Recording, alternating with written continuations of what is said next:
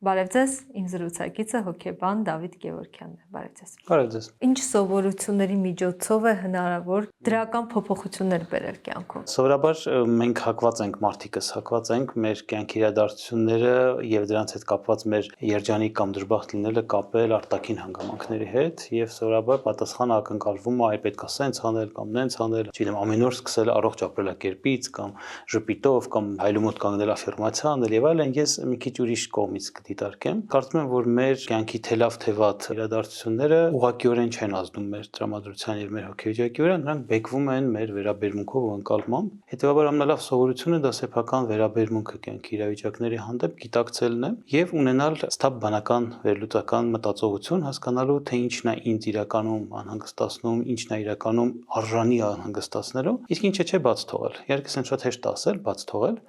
դա երկար եւ մեկ-մեկ բավական ցավալի process է, բայց սովորաբար մարդիկ սովորում են մտածել ռացիոնալ, մտածել ավելի դրականի տրամադրված եւ դա դառնում է սովորություն, մտածողության սովորություն։ Հետեւաբար ես այդքան վարքային սովորությունների մասին չեմ խոսում, որքան այն թե ոնց ենք մենք աշխարհը տեսնում, մեկնաբանում, վերլուծում։ Ամեն դեպքում որոշակի փոքրիկ սովորություններ առօրյա կարող են եւ ազդել գլոբալ մտածողության վրա։ Ինչ այդպիսի սովորություններ դուք կարող եք խորհուրդ տալ։ Գիտեք, ամենաբարդ բանը որն է հոգեբանին տրվող հարցերից։ Դա նա ինչ խորհուրդ կտակ, որովհետեւ սովորաբար ակնկալվում է կոնկրետ խորհուրդ, բայց ամեն կոնկրետ խորհուրդ ենթադրում է շատ կրճատված հասկացում, ճիշտ ասած, շատ նեղ հասկացում, մարդը շատ ավելի լայն է, բայց կփորձեմ պատասխանել ձեր հարցին։ Դրական սովորությունների թվին են պատկանում կարողանալ ուշադրությունը կենտրոնացնել կյանքի լավ կողմերի վրա։ Սա ինչ է նշանակում։ Առավոտյան արթնանալ, պատոհանը բացել կամ վարակույրը քաշել եւ մեր դիմաց ամբողջական պատկերը պատկերացնենք ինչ որ մի եղանակ, ձմեռային եղանակ, ենթադրենք, հա, մռայլ,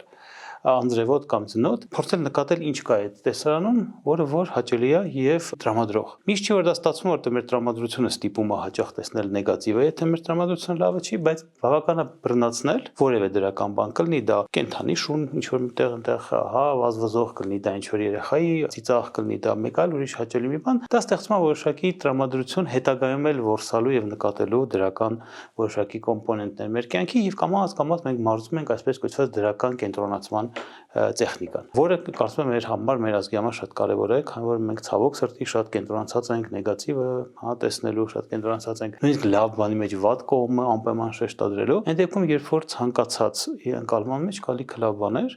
բայց սովոր չենք դա տեսնել։ Նախկինից եկած սնահավատական մոտեցումներ կա, չէ՞ որ ասում են շատ մի ծիծաղի տխրություն կլինի կամ սնահավատությունը, որ պետք չի ցույց տալ, որ դու լավ ես, որ ամեն ինչ լավ է, որ կարող է աչքով տան։ Իրականում շատ կան, այո, մեր բանահյուսության մեջ դա բավական սերմանված մի բան է։ Երբ պետք է հասկանալ ինչի է դա այդպես, որտեվ խոշոր իմաստով շատ մի ծիծաղի լացել կան, իր ներքո ունի անհանգստություն ու տագնապ, հանկարծ հիասթափվելու, հանկարծ հուսահատվելու, շատ ծիծաղամ, հետո կհիասթափվեմ, շատ ուրախանամ, հետո բավարար մի բան լինի, պատրաստ չլինեմ դա տեսնելու, վերցնելու կամ ապրելու։ Ինչը գուցե ունի իր մեջ ինչ որ իմաստ իհարկե, բայց մյուս կողմից մենք մոռանում ենք նաև այլ մի ճշմարտություն, որ ինչքան ավելի դու տրամադրված ես նեգատիվի, այնքան ավելի շատ ես տեսնելու այդ նեգատիվը, նույնիսկ այնտեղ որտեղ ինքը այդքան էլ չկա։ Հետևաբար շատ ծիծաղանք իրականում, բայց շատ ծիծաղալ չի նշանակում անտեսել կյանքի նաև մութ կողմերը։ Ուղղակի լույս կողմի վրա պետք է ծիծաղալ, մութի վրա գուցե լաց լինել։ Ուրիշ ինչ սովորություն խորհուրդ կտաք, որտեվ դա մի բան է, որը կարող է մարդը կիրառել։ Օրինակ ես կարդացի, որ ամեն անգամ պետքա փորձել ինչ-որ նոր ճանապարհով միտեղ գնալ կամ հին իրերից ազատվել, օրինակ։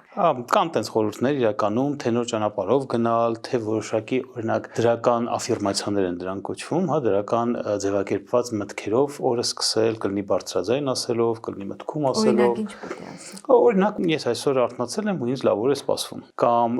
շնորհակալ եմ նրա համար, որ ես կամ ու կան իմ մտերիմները։ Ու սա կարող է լինել լավ օրվա սկիզբ, հա, որը որ տալիս է հնարավորություն ջերմանալու մի փոքր, իջև որ նորից կընկնես հորձանուտի մեջ առօրյայիդ։ Այդ աֆիրմացիաները բավականաչափ հաճախ օգտակար են լինում մարդկանց, ովքեր հակված են ավելի շատ վատ տրամադրության, դեպրեսիվ հոգեվիճակների կամ սեզոնային դեպրեսիաների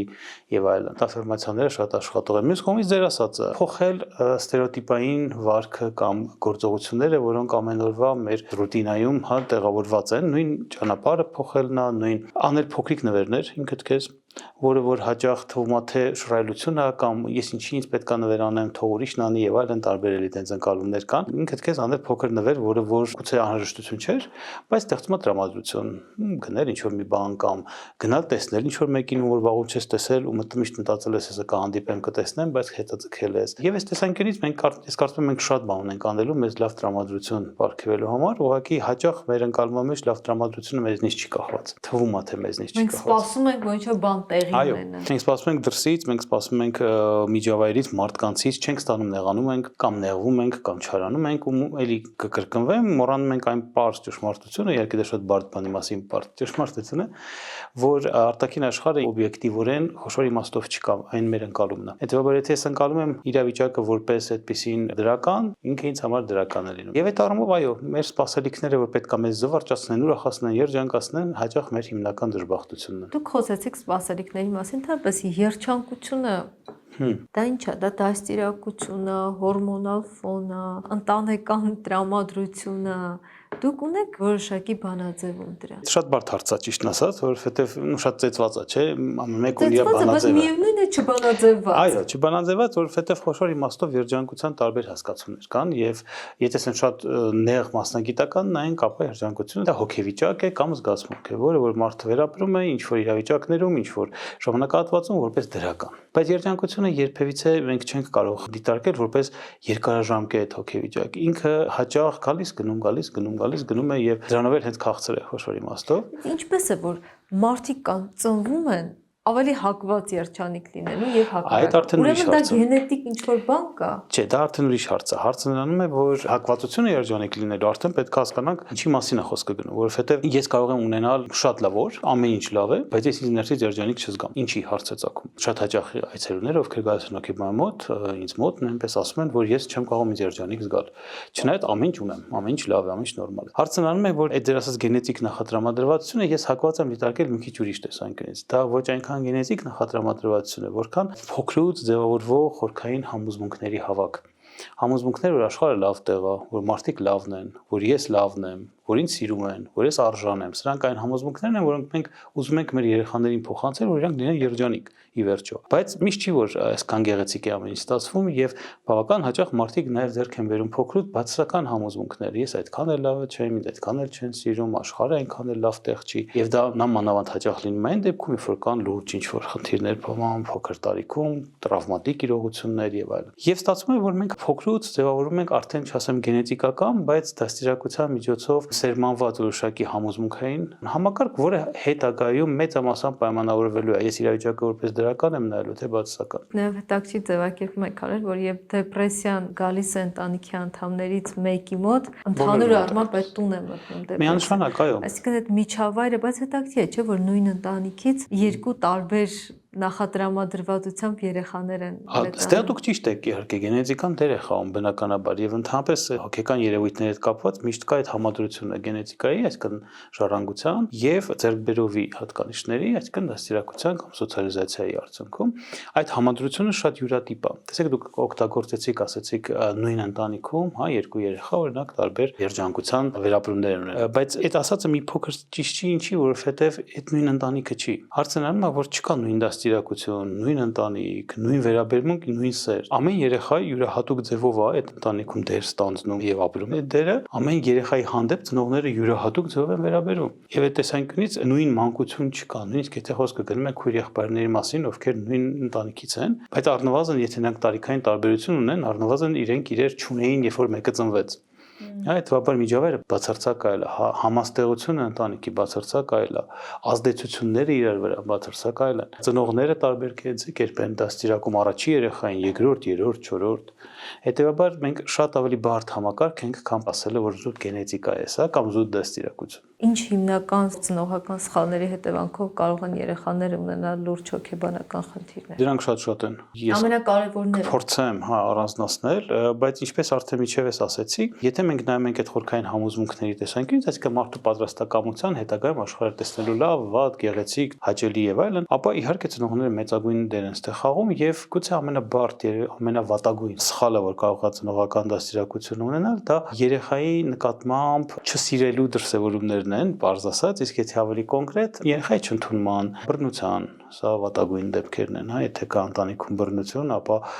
դերևս ոչ մի երեխա դուրս չի եկել, հա, այդպիսի ընտանիքից բացարձակ, հա, կամ բավարար չափով առողջ, այսպես ասած։ Նաև երեխայի առաջնային պահանջմունքների մեջ է մտնում կայուն ապահով միջավայրը։ Եթե միջավայրը կայուն ու ապահով չի, թեկուզ եթե երկու ծնողներ շատ սիրում են երեխային, բայց անընդհատ կա ինչ-որ երկրաշարժեր ընտանիքում, չբանա տեղ ունենում, տեղափոխվում են հաճախ տնից տուն, ուրիշ խնդիրներ են առաջանում այլ ընտանիքի անդամների հետ, ապա այս անկայունությունը նույնպես երեխայի հոգեկան զարգացման համար բավական բացասական դեր է խաղում, հետեւաբար նաև կերտումը ավելի հորետեսական ապագայի մասին պատկերացումներ։ Թերևս այս երկուսը ամենակարևորն են, որտեղ իրենք բխում են երեխայի առաջնային հուզական պահանջմունքներից՝ ապահովություն, անվտանգություն եւ սեր։ Եթե սրանք որոշակի չափով չեն տրվում կամ տրվում են ոչ կայուն կերպով, այդպես էլ է լինում, հա, լինում են ընտանիքներ, որտեղ ծնողները պարբերաբար ցույց են տալիս բուրըն սիրո դրսևորումներ, հետո գալիս է վատ շրջանը, այսպես ասած, երբ որ դրսևորում են բավականաչափ, չասեմ խիստ է, այդքան էլ վատ չի, որքան հակասական, հա,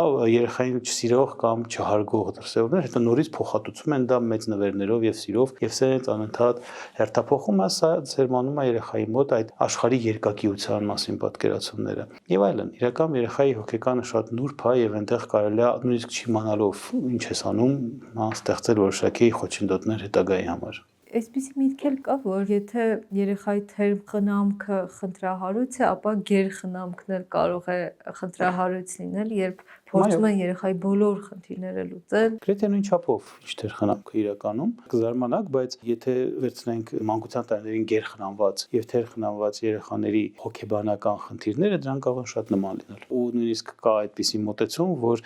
արդյունքում թերխնամքը ու գերխնամքը տալիս է գրեթե նույն ախտորոշումը, այսպես ասած։ Ինչի այդպես, որովհետեւ ինչա տալիս թերխնամքը։ Թերխնամքը տալիս է սեփական անձը չճանաչելու, չսիրելու եւ չզարգացնելու ներքին մոտիվացիա, այսպես ասենք, այսինքն երբ որ երեխան ինքն իրեն չի ընդունում, որտեվ իրեն չեն ընդունում, իրեն չեն սիրում, ինքը վերցնում է ծնողական վերաբերմունքը դեպի իրեն։ Արդյունքում երեխան բնականաբար սեփական եսը չի ճանաչում, սեփական եսի սահմանները չի ճանաչում, հետեւաբար չունի ուր զարգանալ եւ ինչ որ իմաստով կորսված է իրեն զգում։ Բայց եթե վերցնում են գերխնամքից, դա ինչ է։ Դա այն է, երբ որ ծնողները երեխայի փոխարեն իր համար հասանելի նույնիսկ անելիքները չեն թույլ տալիս որ նա անի։ Օրինակներ կբերեք։ Իհարկե կբերեմ պարզագույն օրինակից, հա, երբ որ երեխան տանը ուզում է ինչ-որ բանով օգտակար լինել, ծնողներին, ասենք, ասում է ես էլ տեսնում եմ մայրիկը այնտեղ, չգիտեմ, տունն է հավաքում, ինքն էլ ասում է ես էլ կհավաքեմ, ենթադրենք խոհանոցի դարակը, բայց ակնհայտ է որ ինքը այդ դարակը նենց չի հավաքելու ոնց որ մայրիկը, հա, եւ մայրիկը ասում է կկոտրես, հա, մայրիկը հոգսավ շատ է լինում ամենայն հավանականությամբ եւ ասում է դե լավ թող ես կանեմ, դա քո գործը չի,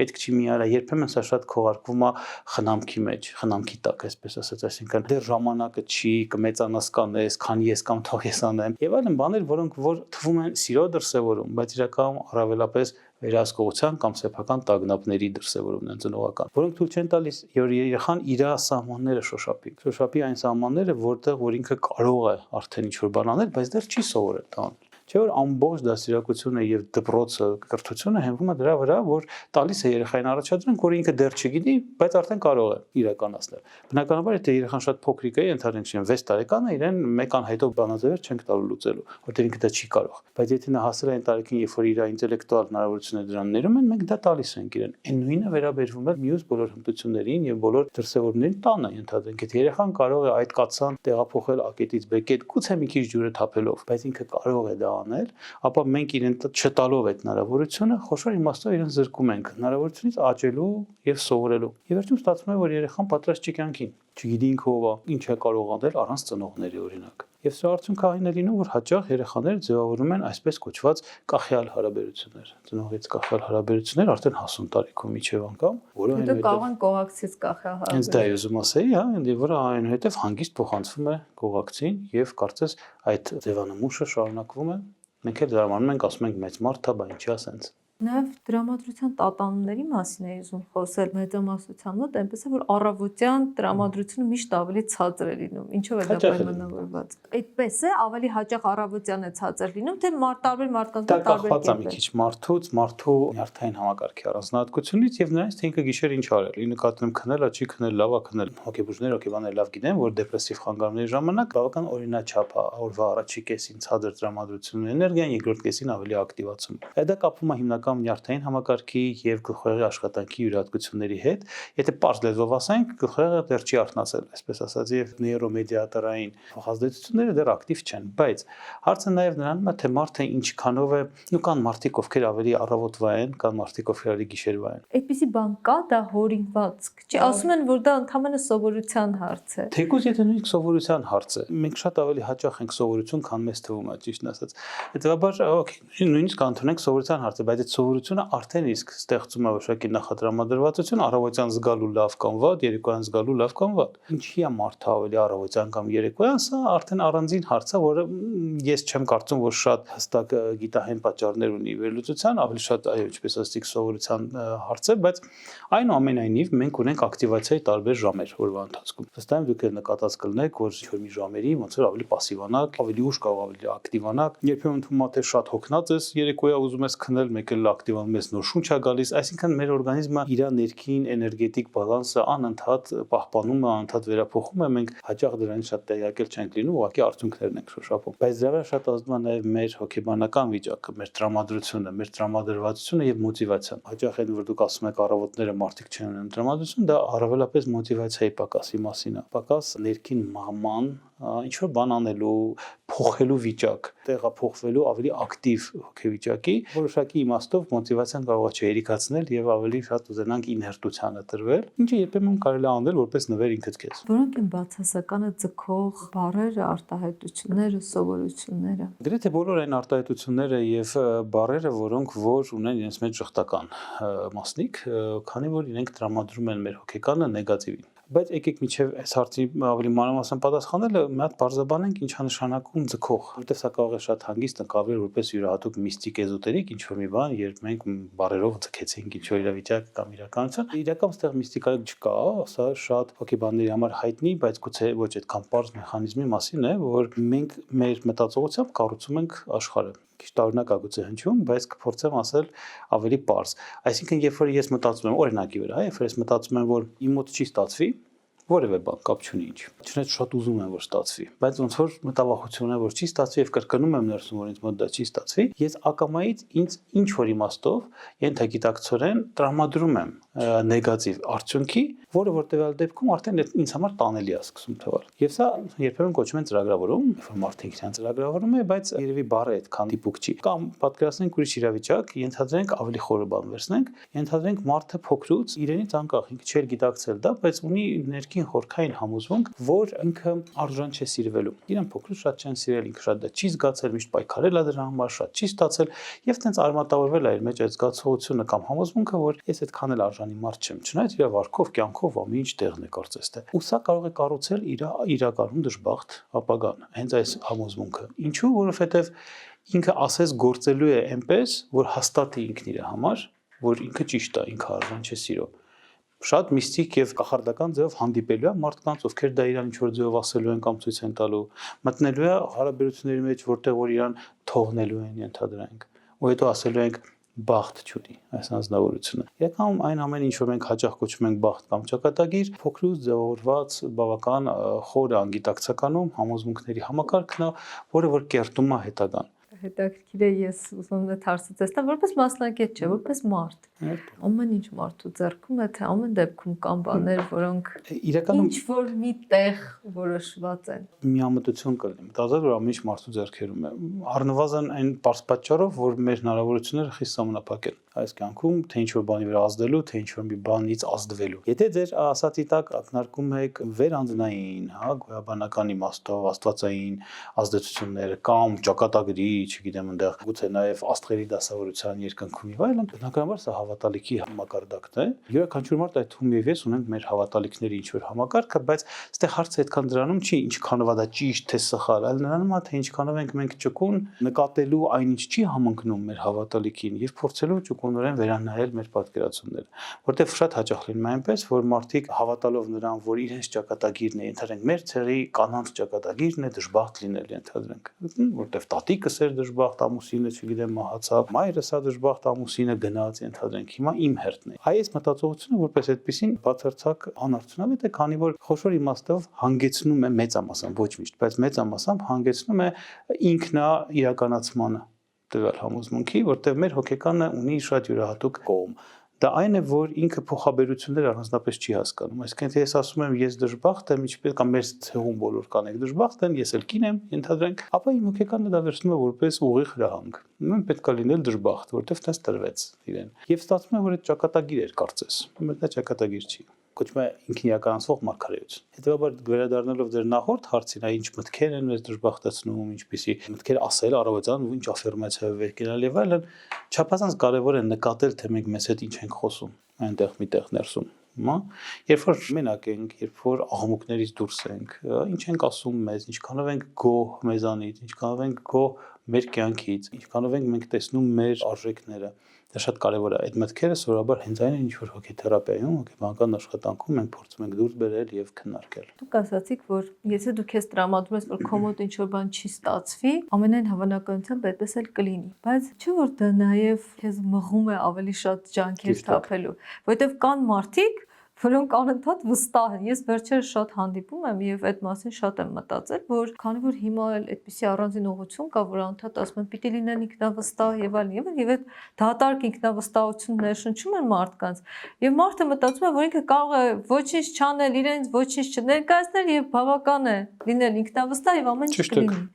Եվ հակառակը մարդը, որը ինքնակնդադատ է, ինքը ավելի շատ կաշխատի, որ X կամ Y բանը ստացվի։ Եվ այդպիսի օրինակ է, որ քննությունների ժամանակ երկու տեսակի մարդիկ կան, չէ՞, մի մասը դուրս է գալիս, ասում շատ լավ էր բան, բայց վերջում պարզվում է կտրվել են, եւ մյուս մասը դուրս է գալիս շատ նեղված, որ հետո պարզվում է, որ ամենաբարձր գնահատականներն են ստացել։ Իհարկե, հա, ճիշտ եք ասում, հարցը նրանում է, որ երբ որ ես ասում եմ, չպիտի մենք լավ կլինի, որ մենք մեզ հետ խոսելիս չլինենք թերարժեք, չլինենք մեզ ինքներս համարող վատը եւ այլն, դա չի նշանակում, որ պետք է մյուս ծայրահեղությունն անենք։ Երկու ծայրահեղությունը, ինչպես արդեն սկզբում էլ ասեցինք, գրեթե նույն տեղն է տանում։ Հարցը շատ հիմնավորվածության մեջ է։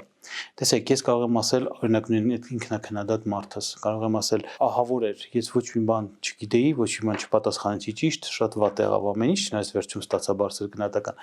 Բայց այդ կլինի նույն չափով իրացիոնալ, այդ չհամապատասխան իրականություն, ինչքան որ ես ասեի, ես ամենալավը գիտեի, ես հոյակապ գիտեի։ Կարող վերջում արդյունքը ճիշտ եք ասում։ Բայց գիտեք ինչ մնաբանը, որ հաճախ մնացած արտադրություն կա, չէ, ասում են թերարժեքության բարդույթով տարապում են ոչ այն մարդիկով պետք է։ Ի նկատի ունենալով, որ նրանք ովքեր որ ունեն թերարժեքության բարդույթ, հաճախ բավական մեծ արժեքների տեր մարդ են։ Քանի որ հայտնի հա այդ ֆիլոսոֆիական միտքն է, որ ես ինչքան շատ գիտեմ, այնքան հասկանում եմ, ինչքան բան ես չգիտեմ։ Հետևաբար այդ տեսանկյունից իհարկե ավելի ցածր ինքնագնահատական ավելի թերարժեքություն բնորոշ մարդկանց, ովքեր ավելի խորասույզ են իրենց մտքերում, հասկացումներում եւ այլն։ Բայց այդ մարդիկ էլ երբեմն կարող են անել մեկ ուրիշ ծայրահեղական սխալ, կարող են չափազանց բարձր ստանդարտներ սահմանել իրենց համար, շատ ավելի բարձր, քան հասանելի է մարդարարածի համար։ Դա վատ է։ Սովորաբար դա կոչվում է պերֆեկցիոնիզմ։ Տեսանկյունից դա վատ է երևի։ Դա բավականաչափ պրոբլեմատիկ է, ասենց ասենք։ Ամեն ինչ չափից է կախված է ինչի մասին է խոսքը գնում, բայց եթե ասենց բանաձև տանք, ապա դա իրականում նպաստավոր չի։ Սովորաբար թվում է թե բարձր նշածողը ենթադրում է մեծ մղվածություն եւ մոտիվացիա, բայց դա այդպես չի։ Կա որոշակի օպտիմալ նշածող, որի պարագայում մոտիվացիան ակտիվանում է։ Բայց այնց ավելի դեպքում մենք հակառակը, մենք դեմոտիվացվում ենք։ Դա նույնիսկ կանոն ունի, կոչվում է պերֆեկցիոնիստական պարալիչ, այսինքն քարացում։ Այսինքն դու տեսնում ես, որ դա շատ հեռու է եւ անկարող է։ Անհասանելի է, անհնար է կարդալ աշխարհի բոլոր գրքերը քո մասնագիտության, անհնար է։ Եթե ես դրել եմ այդպես նշածող, որ ես կարող եմ ինձ համարել հոգեբան միայն այն դեպքում, եթե ես կարդում եմ մի մասնագիտության կամ գոնե նեղ մասնագիտության բոլոր հայտնի գրքերը, ես երբևիցե չեմ սկսելու իմ պրակտիկ աշխատանքը։ երբևիցե։ Պերֆեկցիոնիզմի խաղն է մեր ուղեղի հետ, որը ասում է ամեն ինչ կամ ոչինչ։ Եթե անում ես արաբացարձակ լավ բաներ, որոնք մենք դաստիարակության մեջ շատ տալիս ենք երեխաներին իդեպ, որը որ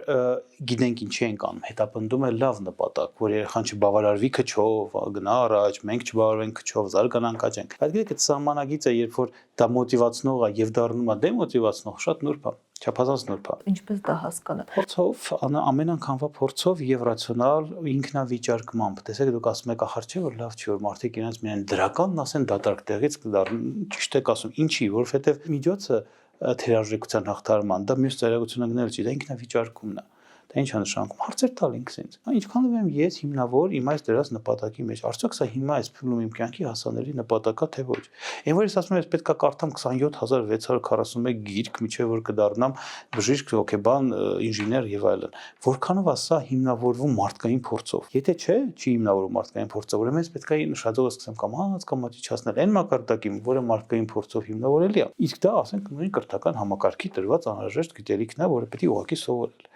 Այդ ես զուտ մի օրինակի վրա եմ ասում, ցանկացած օրինակի վրա մենք կարող ենք սա դիտարկել սեփական փորձով ու մարդկային պատմության փորձով։ Նպատակի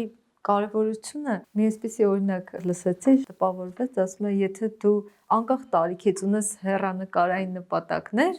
օրինակ դու կառուցում ես մի բան, որը պատրաստ կլինի 10 տարի հետո, դու ամենայն հավանականությամբ չես մեռնի մինչև այդ 10 տարի, որովհետեւ դու դա պիտի ավարտես։ Կա տես բան։ Իրական ամեն ինչ մենք խոսում ենք չի կարող լինել բացարձակ, բայց այո, որպես որոշակի օրինաչափություն կա տես բան, երբեմն մենք ընկերների հետ հումոր ենք անում, որ ունի հիպոթեկային վարկ եւ այլն, ասում են, ուրեմն լավ է, մինչև այս տարիքը հաստատ ապրել եմ, որովհետեւ ձև չկա բանալու մինչև այդ տարիքը, բայց ուղեղն էլ է, չէ՞, մասնակցում դրան։ Անպայման, իհարկե, հենց ուղեղն էլ մասնակցում առաջին հերթին դրան, որովհետեւ այս ամբողջ պրոյեկտները ստեղծում է գլխուղեղի կեղևը, նեյրոնային կապերն են մեզ ոնց որ տալիս հնարավորություն պլանավորել եւ գնալ առաջ։ Լավ միտք է,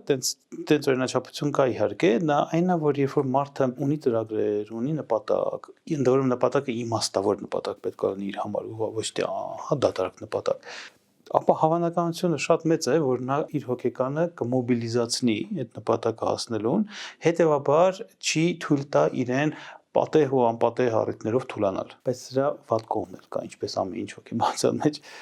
վատ կողմը այն է, որ եթե գեր նպատակ ես դրել, այսինքն քո կյանքը կենտրոնացրել ես մի նպատակի շուրջ եւ եկար հասար նրան, հետո սովորաբար վրա է հասնում դեպրեսիվ ֆազան։ Դուք մեզ արժեր արդյոք։ Այո, գալիս է իմաստի հարցերը, գալիս է դատարկության զգացումը։ Այդ մտքին շատ եմ գալիս, որ շատ վախենալու է, երբ դու քեզ ինչ որ բանի վրա շատ բան ես դնում, ոչ միայն կենտրոնացում, տարիներ ես նվիրում, ջանքեր ես նվիրում, ինչ որ բաներ զոհաբերում ես եւ երբ գա այդ պահը, հանկարծ քեզ հարցնես արժեր արդյոք։ Ցավոք, հա, դա շատ հաճախ է լինում, մանավանդ երբ որ մարդիկ այդ ամբողջ ջանքը եւ ներդնումը դնում են մի բանի վրա, որը նյութական աշխարհի է, մասնավորապես ավելի վերաբերել է, բայց նաեւ ոչ նյութականի, բազմաթիվ են օրինակները մարդկանց, ովքեր որ չափից շատ ներդրվել են օրինակ իրենց երեխաների զարգացման աճի եւ բարօրության համար, ինչը շատ առաքինի նպատակ է, բնականաբար բոլորն են դա ուզում անել, բայց այստեղ կարևոր բառը դա չափից շատն էր, այսինքն չափ, որ այլևս արդարացված չի ոչ երեխայի առողջության համար, ոչ քո։ Հետո երեխան մեծանում է, ինքն էլ է հոգեբանական խնդիրներ ունենում, որ իր ծնողը նվիրել է, հիմա էլ մտածում է ինքը ինչպես փոխհատուցի դա։ Այսինքն զոհաբերվելու միտում ունեցող ծնողավարությունը բավական պրոբլեմատիկ է, քանի որ ակամայից ձևավորվում է երեխայի մոտ, կարող է ձևավորել երեխայի մոտ մեղքի զգացում, որ ես ինչ-որ բան քիչ եմ հետ վերադարձնում, քիչ եմ տալիս։ Երբեմն հակառակը սա ավելի բարդ դեպքերն են, երբ որ ծնողը տալիս է, իսկ երեխան այդ դառնում է այն անսիրտը եւ մեկը, որ ընդհանրապես ոչինչ չի վերադարձնում իրեն, բախարակվում է նաեւ շրջապատի կողմից ծնողն այսքան արեց, իսկ երեխան ոչինչ չի ուզում հետ վերադարձնի եւ այլն, բայց եթե մի քիչ շատ ես խորանում այդ հոգեբանական վիճակի մեջ, թե ինչ էր այդ երեխայի համար այդքան տալը, եւ արդյոք դա իր համար անհրաժեշտություն էր, թե պարտադրանքի միջոց, կապող միջոց, դա շատ բարդ նյուանսներ կան, որոնք գուցե շատ մարդկանց այդքան էլ դուր չգա։ Այսինքն դա գուցե քո ներքին խնդիրների պրոյեկտն է, ոչ թե երեխայի համար ես արել, այլ քեզ համար ես։ Հաճախ հա, իրական երևի ամենաճիշտ դաստիարակը դա այն մեկն է, ով որ կամած դարձնում է երեխայի համար իրան անպետք։ Այսինքն երբ որ կամած ես հետ եմ քաշվում եւ սեր քեզ պետք չեմ, սա երևի լավագույն ուսուցիչն ու դաստիարակն է։ Սովորացել միայնակ քայլել առանց։ Սովորացնել լինել ինքնուրույն, այն ինչից հաճախ ծնողները վախենում են, չնայած հաճախ ասում են, որ դա իրենց նպատակն է, բայց մի բան է ասել, ուրիշ բան է անել։ Գիտեք ինչ, որտեվ սա շատ բարդ համակարգ է, որտեվ եթե ծնողը բացի երեխայից եւ իր ծնողական դերից առանձնապես էլ ոչինչ չունի, այդ նույն ասածն է, որ ներդրվում է մի բանի մեջ, ապա ինքը շատ ուզում է երեխայի լավը, իհարկե ուզում է երեխայի լավը, բայց ենթագիտակցորեն էլ ինքը շատ կանգնեցնելու, արգելակելու է երեխայի ինքնուրույնությունը, որտեղ բավարար է երեխան ստանա ինքնուրույնություն եւ փոխվի, իսկ դա նորմալ արդյունքն է ինքնուրույնության։ Ինչ անում ծնողը։ Դա նույնիսկ կոչվում են հոգեբանները դատարկված բույնի սինդրոմ, այսինքն որ երեխաները գնում են ընտանիքից, հա, եւ ոնց որ երկու ծնողը մնում են իրար հետ դատարկ բույնում, այսպես ասած, որ եւ չեն իմանում այլևս ինչ անեն։ Դեպքերը եւ ռուս լրագրողներից մեկը ասում էր, որ երբ երեխաները գնացին, ես ու ամուսինս հասկացանք, որ իրար հետ խնդիրներ ունենք։ Որտեղ երկուսս այնքան ենք կենտրոնացել, այսինքն երկուսից դերը ծնող լինելն էր։ Երբ մենք այդ դերը կորցրեցինք, հասկացանք, որ իրար հետ փոխհարաբերության մեջ մենք ունենք խնդիր։ Այդ իսկ պատճառով է շատ վտանգավոր, որ երբ զույգը իրար հետ սկսում է ճանապարհ, հիմնական միտումը դա ծնող դառնալն է։ Դա կարևոր միտումն է, բայց եթե միակ միտումն է, ապա իրենք դադարում են լինել ամուսիններ կամ նույնիսկ չեն հասցնում լինել ամուսիններ։ Հենց սկզբից դառնում են ծնողներ։ Եվ այնուհետև ամբողջ կյանքը այդ ֆունկցիայի շուրջ են պատտվում։ Եվ եթե հանկարծ այդ параգրամից դա շատ նորմալ զարգացումն է, երեխան գնում է իր կյանքը կառուցելու, ինչա լինում, ինչա մնում տակը։ Այո, դուք ճիշտ եք, հաճախ այդ մարդիկ հայտնաբերում են, որ իրանք էլ բան չունեն իրար հետ անելու, պրոյեկտն ավարտվել է։ Քանի որ մի ծայրահեղության մասին խոսեցինք, ես կցանկանամ եւ հակառակ ծայրահեղության մասին խոսել, երբ մարդիկ ամբողջությամբ ներդրվում են գործի մեջ, չի լինում այնպես, որ դու համարես, որ հասար։ Միևնույնն է, հատկապես եթե դու ինքնակնդատ ես եւ մեծ նշածով ես անում։ Այո, պերֆեկցիոնիզմ։ Միևնույնն է, այդ պահը չի գալու, ստացվում է, որ դու ամբողջ կյանքդ լարված ես ապրում եւ միևնույն ժամանակ էլ բաց ես թողում քո կյանքը։ Միանշանակ ճիշտ է, այո։ Ես մյուս հակառակումն էլ նշեմ, մենք խոսեցինք, երբ որ ծնողները, զույգը ծնող որպես միայն նույնականացած է ու դա խնդիր է, բայց երբ որ զույգը նույնականացած է միայն որպես զուգընկեր եւ օրինակ որպես ծնող առանձնապես չուզում նույնականանալ եւ շատ երկրորդական են երեխաները, մենակ իրար համար են ապրում, մենակ իրար հետ են ապրում։ Դա կոչվում է փոխկախյալ հարաբերություններ։ Գիտեք, ամեն ինչ իհարկե պետք է ճիշտ հասկանալ, էլի բառերը կարևոր են։ Հարցն անում է, որ իրար սիրել ենթադրում է որոշակի փոխկախյալություն, բնականաբար, որտեղ ես կախված եմ քո լավ վիճակից, դու կախված ես իմ լավ վիճակից, մենք ազդում ենք իրար վրա։ Ստե ոչ մի սարսափելի բան չկա, ամեն ինչ չափի մեջ է։ Տեսեք, կա սեր, սիրային կապվածություն եւ կա ձուլում, հոգեբանական ձուլում են կոչում սա։ Այսինքն, որ երկու մարդ այնքան են իրար հետ ձուլված, այնքան են իրար մոտ, այնքան այն աշճանի են փակում իրար տեսահորիզոնը։ Այսինքն իրարով են փակում տեսահորիզոնը, որ կարծես դառնում են մի ամբողջություն, մենք երբեմն տեն զույգին ասում ենք ինչպեսի լավ զույգ, ինչպեսի լավ հարաբերություններ, բայց իրականում կլինիկական տեսանկյունից դա կոչվում է փոխկախյալ հարաբերություններ եւ դասվում է ադիկտիվ կախյալությունների շարքին։ Ինչա լինում, եթե հանկարծ պարտներներից մեկը դուրս է գալիս այդ զույգից կամ մահանում է, մյուսը շատ արագ ունենում է որոշակի կամ դեգրադացիա իր կյանքում կամ գուցե վերակառուցվում է։ Տենց էլ այլն, տենց օրինակներ կան, այսինքն վերստին նորից կարծես ձեռքաբերում իր ինքնուրույնությունն ու ինքնավարությունը, բայց դա շատ պրոբլեմատիկ է իրականում։ Նաև ինձ հետաքրքիր հոգեբանի կարծիքով կյանքում պիտի տարբեր բաների վրա ներդրվել, չէ՞ որ եթե հանկարծ միտեղ սայթակես, հենվելու տեղ ունենա։ Դա չի հիմնական պատճառը, որ տարբեր տեղը պետք է ներդրվես։ Հարցը նույնն է, որ մենք ունենք բազմաթիվ ու տարատեսակ պահանջմունքներ։ Եվ եթե մենք պայմանական ասած 7 պահանջմունք ունենք, այդ 7 պահանջմունքներ կյանքի պահանջմունքներ, 6-ը դրել ենք մի կողմ, մեկի վրա ենք կենտրոնացած, ապա մենք այդ մեկից օրինակ ամուսնական հարաբերությունից, օրինակ ծնողական ֆունկցիայից պահանջելու ենք այն 6-ի բավարարումը, բնականաբար չենք ստանալու, որտեղ նա մեկը իմ ինքն իրականացման մասին էր, մյուսը իմ ոգեղեն կապի մասին էր, մյուսը չգիտեմ, ընկերական հաճույքների եւ այլնի մասին էր։ Բնականաբար չենք ստանալու, դժգոհ ենք լինելու թե այս մի պահանջմունքի իրացումից, թե ընդհանրապես ամբողջ կյանքով մեկ։ Հետևաբար, այո, այդ մի քիչ տնտեսագիտական լեզվով ասեմ, պահանջմունքների դիվերսիֆիկացիան շատ կարևոր է, այսինքն տարամիտումը տարբեր ոլորտներում։ Ինչպես ապրել ընթացքը, չկենտրոնանալ արդյունքի վրա։ Տվեցիք հիմա ամենաբարձրագույն հարցերից մեկը, որը որ հեշտ չէ պատասխանի։ Ձեզ մոտ ստացվում է։ Երբեմն ստացվում է, երբեմն երբ որ ես ինձ շատ նպատակադրված կենտրոնացնում եմ դրա վրա, այո, ստացվում է։ Դա ջանք է ուզում, հա, դա ջանք է ուզում կենտրոնանալու այս պահին ինչ եմ զգում։ Դա հոգեբանները կոչվում են այստեղ ու հիմա ապրումներ։ Այսինքն այս պահին ինչ եմ զգում, հիմա ինչ եմ մտածում, հիմա իմ մարմինը ինչ է զգում, մարմնից որ հատվածում ինչ լարվածություն ունեմ, սա մեդիտատիվ հոգեվիճակի մասին է։ Եվ դրա լավագույն դերից մեկը իդեպ մեդիտացիաներն են։ Մեդիտացիայի ամբողջ իմաստը կայանում է նրանում, որպեսզի մարդուն օգնել արտաքին աղմուկներից ժամանակավորապես անջատվել եւ կենտրոնանալ իր ներքին առանցքի վրա։ Միշտ արդյունքի վրա կենտրոնանալը դա խնդիր է։ Դա պես միշտ ինչ որ բան անելը խնդիր է, այսինքն ծառայությունները միշտ խնդիր են իմ համար։ Տեսեք, արդյունքի վրա կենտրոնացումը դա նպատակասլացություն է կոչվում ինչ որ կողմից, չէ՞։ Նպատակասլաց մարդ, ով որ աճի վրա է կողմնորոշված, շատ հապես բաներ են եւ իրական շատ լավ բաներ են։ Մեր պահանջմունքներից մեկն է աճել, զարգանալ։ Բայց եթե ես արդյունքին տվել եմ մենաշնոր,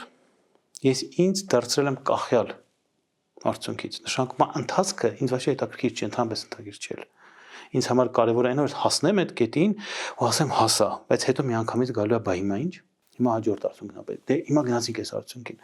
Կան մարդիկ, որոնք սենց հասնում են մեծ բարձունքների, իրական իրենց կյանքում կարիերա են անում, հասնում են, չգիտեմ, իշխանական բարձունքների եւ այլն,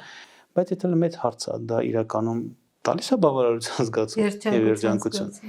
Թե տալիս է մրցավազքի եւ հանգարց կանգ չառնելու վախի զգացում։ Հանկարծ կանգ չառնելու վախի զգացումն էլ հետաքրքիր բան է։ Որտեվ իմ հետևից ինչ որ բան վրա է հասնում։ Երբ որ մենք վախենում ենք կանգ առնել, հիմնականում դա նրա մասին է, որ ես ոնց որ պետք է վազեմ, որպեսզի կարողանամ։ Բայց այդպես չի։ Հետ չընկնել։ Այդ ինչ առումով։ Եթե դուք 100 մետր վազքի սպորտսմեն եք, իհարկե այդպես է, բայց եթե խոսքը գնում է, ու եթե դուք ինչ որ կարիերայի շրջանում եք ձեր կյանքի, բարձա դա ձեր գերակայող պահանջմունքներից է։ Բայց հարցը մի քիչ ուրիշ տեղել է, իսկ ինչ ենք անում այդ կարիերան։ Որն է իմաստը։ Ինչ է դա ինձ տալիս, բացի նրանից, որ ես ինչ-որ միտեղ մի հատ sense նշան եմ դնում, որ ես դա ունեցա, թե տալիս է, թե ես աճում եմ, թե ես զգում եմ այդ աճելը։ Հաճախ ասում են աճում եմ, զարգանում եմ, ինչը շատ լավ է, բայց երբ ես վայելելու այդ քո աճածն ու զարգացածը, թոշակից հետո, թե ամեն օր։ Այ երևի մեծագույն իմաստությունը նրանում է, որ ունենալ աճի վեկտոր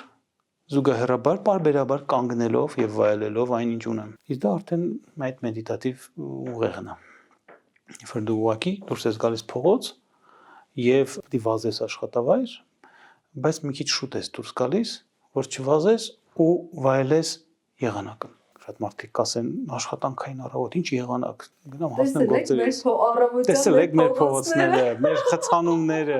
Իդեպ ասեմ խցանումները շատ հարմար տեղ են մեդիտատիվ վիճակի համար, եթե դու վարորդը ես։ Եզակի տեղերն են, որտեղ մարդիկ կարող են իրենց վրա կենտրոնանալ, եթե այդ հմտությունն ունեն։ Մեր երկրում մարդիկ շատ լարված են։ Այո, մեր երկրում մարդիկ բավական լարված են։ Մեր երկրում մարդիկ շատ հակված են ստրեսային վերապրումների։ Մենք իմպուլսիվ ենք։ Մենք ունենք, այսպես ասած, սիմպաթիկ ակտիվացիա, սիմպաթիկ նյարդայնամակարգի ակտիվացիա, դյուրակրկեր ենք։ Դա համբնորոշ է հարավային, այսպես ասած, ժողովուրդներին, բայց նաև մի քիչ մեր յուրահատկությունն էլ է, բայց այլ ավելի կարևոր է, ուրեմն մեզ համար, որպես էթնոս, որպես ազգ, որ ունի այդ ակտիվության դրթիչ ներքին մղումը, սովորել,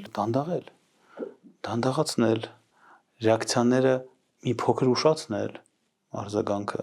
Մենք շատ հաճախ ենք արձագանքում, հետո նոր մտածում։ Հոգեբանության տեսանկյունից դա է ճիշտ է, թե կան տեղեր, օրինակ մարդիկ կան, որ ավելի շատ սկսում ես քեզ ուտել, որ ինչ-որ բան չասացիր, քան ասացիր։ Տենց լինում է, իհարկե տենց լինում է, բայց ախր հարցն անում է, որ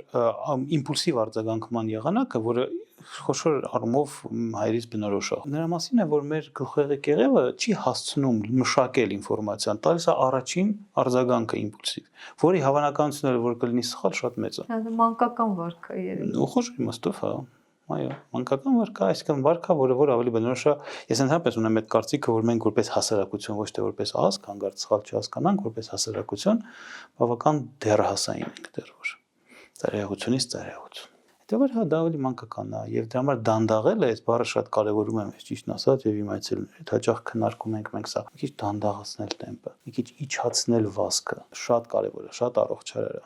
Դա թույլ է տալիս վերամշակել։ Այդ ոնց որ գիտեք, շատ վատ համեմատություն անեմ, ոչ այդքան տիպիկ, բայց գուցե հեշտ հասկանալու համար։ Երբ որ մենք արագ ուտում ենք առանց ծամելու եւ կուլ ենք տալիս, մենք մեկա կերանք։ Ինչպես փաստացույց տալիս, հաճախ ավելի շատ ենք տենց ուտում, քան պետք էր։ Բայց արդյոք մենք մարսեցինք նորմալ։ Ժամանակին մեզ սովորացնում էին լավ ծամիր կուլ տալուց առաջ։ Հա, բայց լավ ծամելը նշանակում է ժամանակ ծախսել, դանդաղել մի քիչ։ Որ հետո նկատես որ կշտացել։ Որ նկատես կշտացել, նկատես process-ը, նկատես որ դու հաճույք ստացել ես հələ ուտելու մասով։ Ընդհանրապես այս ամեն ինչը մեր կյանքում մենք շատ արագ ենք ծամում։ Դա մենակ մեր խնդիրը չէ, դա հիմա համաշխարհային խնդիր է, արագացել, չէ։ Դա համաշխարհային խնդիր է, ինֆորմացիոն հոսքերը սարսափելի շատացել են եւ ես վրա դրությամբ մենք ժամանակի միավորում ուզում ենք մարսել ինֆորմացիոն մի ծավալ, որը գուցե 30-40 տարի առաջ դա մեկ շաբաթվանն էր։ Մեզ պետք է այդքան ինֆորմացիա։ Իհարկե չէ։ Միշտ կարելի է գտնել ինֆորմացիայի պետքականության ինչ-որ մի հիմնավորում, բայց ոչ վաղ անցյալի մասին ենք խոսում, մեր հենց մանկության մասին եկեք խոսանք, 30 տարի առաջվա մասին խոսենք, երբ որ չկար այս ինֆորմացիոն հոսքերի ակտիվությունը, արդյոք մարդիկ ավելի քիչ հարմարված էին, երեխաները ավելի շատ նյարդային էին, քան հիմա։ Երևի թե չէ։ Հետևաբար մենք շատ հետաքրքիր մի քիչ դժվար շրջանում ենք ապրում հիմա, երբ որ շատ բան է փոխվում, տրանսֆորմացվում աշխարհում, նույն ինֆորմացիայի մարսման տեսանկյունից։ Երջանիկ մարդիկ ինչ ընդհանուր բան ունեն կամ երջանկությանը հակված մարդիկ։ Ես կարծում եմ երջանիկ մարդիկ առավելապես ինքնաբավ մարդիկ են։ Մարդիկ, ովքեր որ իրենք իրենցից եւ իրենք իրենցով ունեն ունակություն բավարարվելու եւ չեն պահանջում ավել, քան որ իրենք իրենց համար որոշել են։ Այսքան ես ունեմ, ես այսպեսին եմ, ես սա եմ կարողանում ու ինձ sense լավ է։ Այս երջանկության ցուցանիշ է։ Եվ հարցեր, որոնք կարճ պատասխաններ են ենթադրում, պայմանական է ասածս, որովհետև այս հարցերին էլ կարող եք եւ երկար պատասխանել, ավելի հետաքրքիր կլինի։ Ամենաբարդ խնդիրը, որի շուրջ աշխատում եք վերջին շրջանում։ Աշխատանքները իմ այցելների կպչուն մտքերի հետ, դրանք շատ բարդ պրոբլեմատիկա են, որոնք որ դժվար են ենթարկվում թերապևտիկ ազդեցությանը, եւ ես հիմա փորձարկում եմ տարբեր մեթոդներ, ասեմ, կամ մոտեցումներ օգնելու մարդկանց ազատվելու այսպես կոչված կենցաղում հիմա անգլերենից հավերծած բառեր կան, չէ, ասում են overthinking անել, հա, շատ մտածել, շատ ծամել, ինչ որ բաներ, որոնք որ արժան չեն այդքան ծամվելու, բայց խլում են։ Թեմա է։ Հա, այդ շատացած է։ Կան մի կանոն, որ կարող եք ասել։ Տարբեր կանոններ կան, overthinking-ը շատ մտածելը սովորաբար իր ներքո ունի տագնապ նախատանում, ոնց որ ամեն ինչ ծամել, հանկարծ չսխալվեմ, ամեն ինչ ճիշտ եմ մտածել։ Իսկ դու որ մտքիդ մեջ լուծեցիր, իրական լուծեցիր։ Հա, կամ որ մտքի մեջ կարող ես բացարձակ լավ լուծան գաս, արդեն լավ է, այսպես ասած, բայց երբեք չես գալու բացարձակ։ Հետևաբար տագնապի հետ ենք աշխատում sense դեպքերում, որպեսզի իջացնենք, հա, այդ կպչուն overthinking կոչվածը, բայց սովորաբար ինչը կարա սրան օգնի։ Օրինակ անում ենք հաճախ այսպիսի վարժություն, խնդրում ենք մարդուն գծել մի շրջանակ թղթի վրա եւ այդ շրջանակի ներս գրել այն ամենը, ինչը որ իրան անհանգստացնում ու գտնում է իր վերահսկողության տակ։ Ես գրում եմ այնտեղ, ես ուշանում եմ եւ ուզում եմ չուշանալ։ Եվ գրել շրջանակից դուրս այն ամենը, ինչ որ կա մեր ուղեղում եւ անհանգստություն է պատճառում, որը իմ վերահսկողությունից դուրս է, բավոր մի վատ բան լինի։ Միտքը բավոր մի վատ բան լինի, գործնականում մեզ չի օգնում կառուցել կյանքը արդյունավետ ձևով։ Հակառակը ինքը պարալիզացնում է մեզ։ Հետևաբար երբ ես իրան փորձում եմ շրջանակից դուրս գրել, իսկ հաջորդ հրանգը դա այն է, որ կենտրոնանալ միայն նրա վրա ինչ շրջանակի մեջ է եւ փորձել վանել նա ինչը չէ, ապա ես տալիս եմ ինձ հնարավորություն իմ ներուժը ուղղել դեպի հասանելի նպատակներ։ Հետևաբար overthinking-ը սկսում է կամաց քչանալ, միշտ չի որ տենց է, բայց դա ձևերից մեկն է։ Եթե կարող ունեք սահմանել մի կանոն, որին կհետևեին բոլորը։ Չխաբել ինքդ քեզ։ Սա ամենաբարդ բաներից մեկն է։ Դա չէ հոգեբանական խնդիրների հանգեցնում։ Դա հանգեցնում հոգեբանական խնդիրներին։ Դա երբեմն մեզ կյանքը հեշտացնում է։ Ես չեմ ուզում տեսնել, որ ես ունեմ ինչ-որ մի վատ կողմ, խփում եմ ինձ որ տենց կողմ չունեմ, ապրում եմ հեշտ, այսպես ասած։ Փորձանք եմ դառնում ուրիշ մարդկանց։ Կամ մի օր այդ փորձանքը գալիս է իմ գլխին, եւ որովհետեւ ես փաստացի այդ որակն ունեի, չէի տեսնում, այսինքն չէի տիրապետում մի բանի, որ ունեմ։ Ես խորապես համոզված եմ եւ ամեն օր դա ավելի է հաստատվում իմ պրակտիկ աշխատանքում, որ մենք չափազանց հմուտ ենք ինքնախապեյության մեջ։ Շատ հեշտ կարող ենք գտնել ձևեր մեզ կենցաղային լեզվով ասեմ ֆռացնելու, ավելի լավ լույսի ներքո մեզ ներկայացնելու կամ չուզենալու տեսնել մեր ներքին կոնֆլիկտները, մեր ներքին չցանկությունները, եւ դա հաճախ մեր աշխատանքի հոգեբանների աշխատանքի գլխավոր նախադրյալն է։ Մանկության մի դրվագ, որը կարևոր նշանակություն է ունեցել ձեզ համար։ Չափազանց շատ սիրում էի գնալ մանկապարտեզ։ Ես այն երեխաներից եմ, որ շատ սիրում էր դա անել։ Երբ որ ավարտեցի մանկապարտեզ եւ արդեն գնում եի առաջի դասարան, նեղվում էի եւ ուզում էի հետ գնալ մանկապարտեզ։ Մի անգամ իմ ծնողները ասացին, թե լավ, որտեղ ուզում ես, արի տանենք։ Սկսեցի իրանց ղեկավարել ինչ որ բաներ, խաղեր էի կազմակերպում եւ այլն։ Ու դա շատ տպավորել է իմ մեջ, որպես երևի ինչ որ իմաստով իմ հետագա գործունեության ինչ որ նախադրյալ, ես նաեւ դասախոսում եմ եւ երևի ես այդ մանկապարտեզի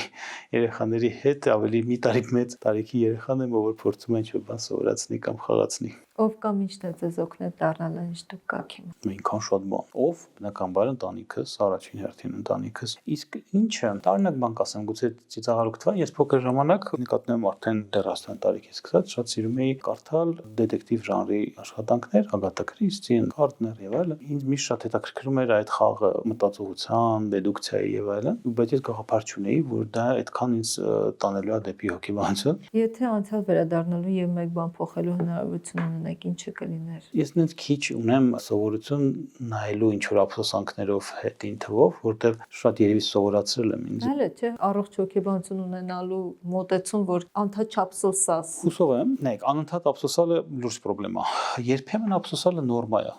խոշոր իմաստով, որտեղ բոլոր սխալներ ինչ որ գործում ենք։ Փորձում եմ հիշել ինչն է իմ մոտ եղել։ Գուցե գիտեք այն, որ չգիտեմ ինչքանով դա իմ ափսոսանքն է, բայց ես ափսոսում եմ, որ փոքր ժամանակ շատ ուզում էի կենթանի պահել, շուն էի ուզում, հա, ես մայրիկս ուզում էինք, եղբայրս ու հայրս կատեգորիկ դեմ էին, դա չունեցանք այդ շանը, բայց հետաքրքիրն է, որ հիմա ես մեծացել եմ ու կարծես թե կա հնարավորություն դա անելու, բայց ոնց որ ես արդեն չեմ ուզում, ոչ թե որտեվ չեմ սիրում, այլ որտեվ մի տեսակ ոնց որ երևի նեղացել եմ իմ մանկության վրա։ Դենց մի արտահայտություն կա, չէ՞, որ ասում եմ, եթե դու փոքր ժամանակ ուզում էիր հեծանիվ քշել, չունեիր, իսկ հիմա մեծացել ես քշում ես Bentley, դու փոքր ժամանակ չունեիր հեծանիվ։ Այ երևի ես չեմ ուզում հիմա հետ բերել արհեստականորեն իմ հեծանիվը։ Եվ այդ տեսանկյունից գիտեք շատ դեպքեր կան հոգեբանի մոտ եկող մարդկանց, ովքեր որ շարունակում են ծառայել ժամկետանց նպատակների, ժամկետանց երազանքների։ Դա հետաքրքիր բան է, չէ՞, ժամկետանց երազանք։ Իհարկե, որտեղ երազանքը ուղիղ կապվում է տարիքային փուլից բխող պահանջմունքների հետ։ Այդ ոնց որ փոքր ժամանակ ենթադրենք ծնողները քեզ չեն տվել պահպաղակ կամ քեզ չեն պահպաղակ եսի նկատում շատ ժամանակ չեն անցկացրել, դու մեծացել ես ու այսօր պարտադրում ես նրանց, որ քեզ առնեն ինչ-որ մի բան կամ տանեն քեզ ենթադրենք հաղթանակի զբոսայգի, բայց դու արդեն 40-ից մարդ ես։ Տարօրինակ է։ Դրաբար հա, երևի թե